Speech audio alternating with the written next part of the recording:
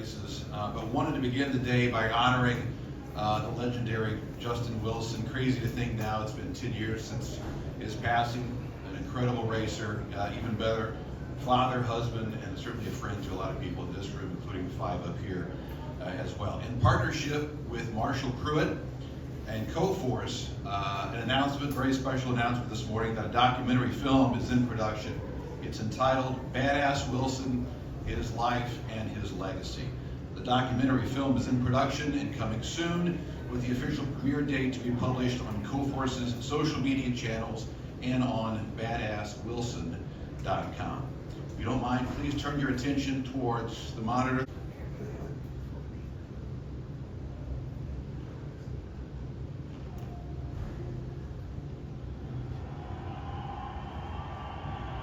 The numbers don't tell the whole story, do they? And they never have. You don't race statistics. He was one of those guys that broke the saying, nice guys finish last.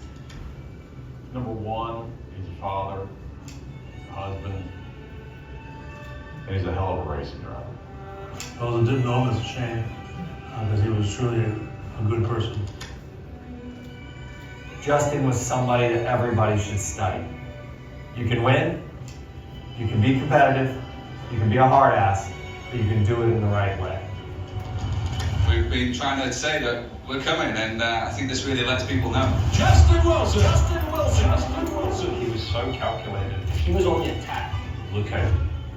How does he do it? He's doing this high wire act with one hand behind his back. He only had one season in Formula 1. He should have got a second chance. He should have got a second year. He was able to be the leader in the paddock no matter what happened on the racetrack. Justin Wilson was badass.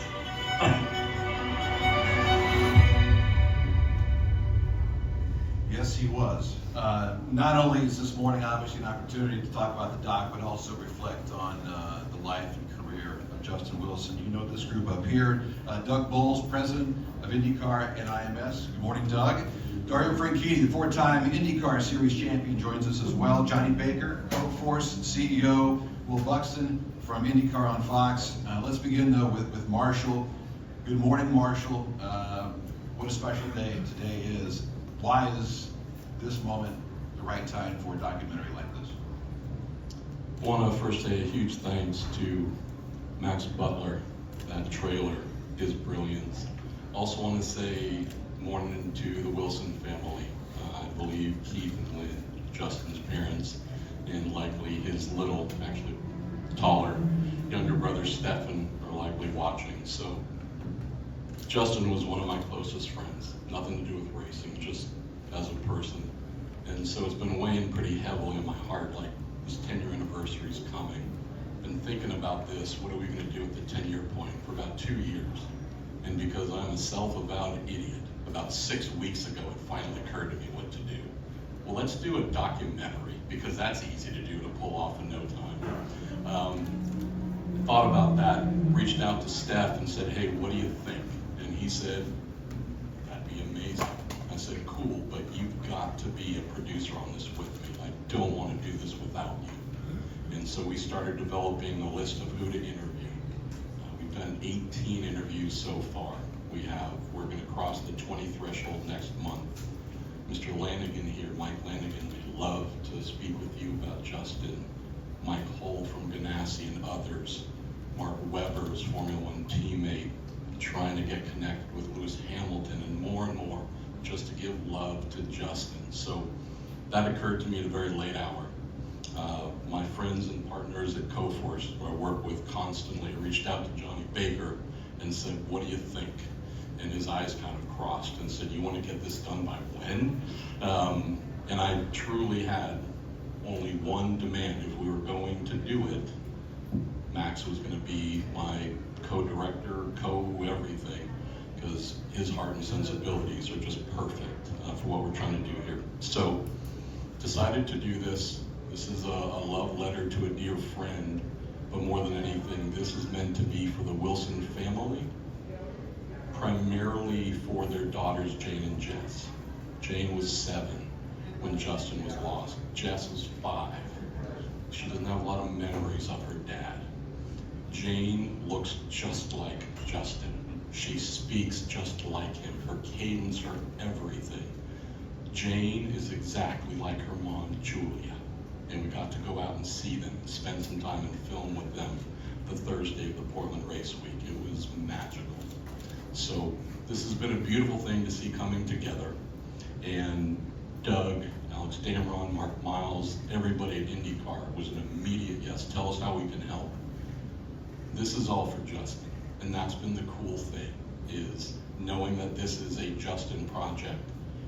IMSA, Formula One, you name it, everybody in some way, shape, or form said, yes, tell us how we can help. So just to measure up the man. Last thing I'll mention here is on this day, this 10th anniversary of losing Justin, when we're done here at 9:30, Honda will be here celebrating, doing press conference about winning the Manufacturers Championship.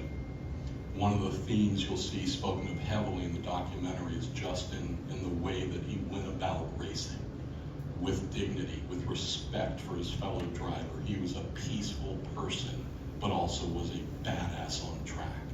And Scott Dixon has exemplified that for years, but I think of Alex Palou, our new 4-time champion, and think, if Justin was here, I think he'd be fascinated by Alex, because I think he'd see a lot of himself in how Alex goes about his career in a warm and positive way, and then does things on track that infuriates the heck out of everybody else because they're trying to solve that puzzle. So on this 10th anniversary, thinking about all that Justin left behind with us, I think there's a pretty deep infusion of his spirit in this paddock.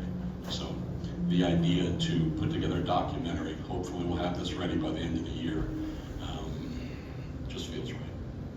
And also that, yes. Well, good morning, everybody. I think if you're in this room, you knew Justin probably fairly well. I would say thank you, Marshall, and thank everybody involved, because I think Justin was always a bit under the radar, because he wasn't a self-promoter, and he probably didn't get the respect he deserved, I would say, at the time for what he was able to achieve. And in the 10 years since he passed, I think my biggest concern is that he would be forgotten.